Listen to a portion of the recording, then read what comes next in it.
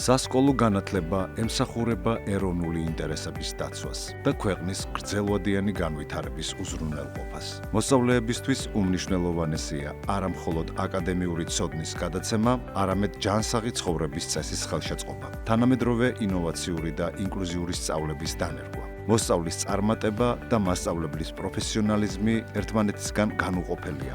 მასწავლებლის როლი საზოგადოების განვითარებაში ფასდაუდებელია. სწორედ ამიტომ განათლების ხარისხის უმთავრესი წინაპირობაა მასწავლებელთა პროფესიული ხელშეწყობა, მოტივაციის ამაღლება და ღირსეული სამუშაო პირობების შექმნა.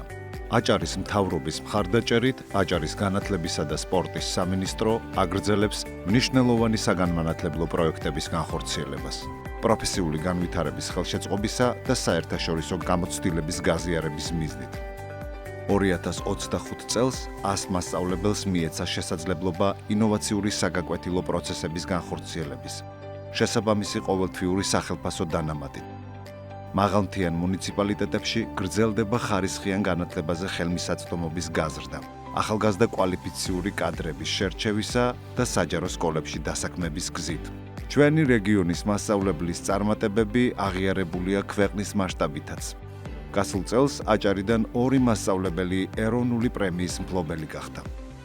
54 წელია სკოლაში მუშაობ და არ მგონია რომ ამაზე უკეთესი პროფესია საერთოდ არსებობდეს. მე ბავშვები ძალიან მიყვარს, ბავშვები ჩემი ზედმეტი სახელი ბაბუკის მიძახიან, სკოლაში მოვლიან თავს მეხვევიან და მათ გარეშე ერთი წუთიც არ შემიძლია ცხოვრება. მასწავლებლის წარმატების ფორმა პირველ რიგში ეს არის სიყვარული მოსწავლეებისადმი, მიზანდასახულობა განვითარებისათვის და ერთგულება საკუთარი საქმისადმი.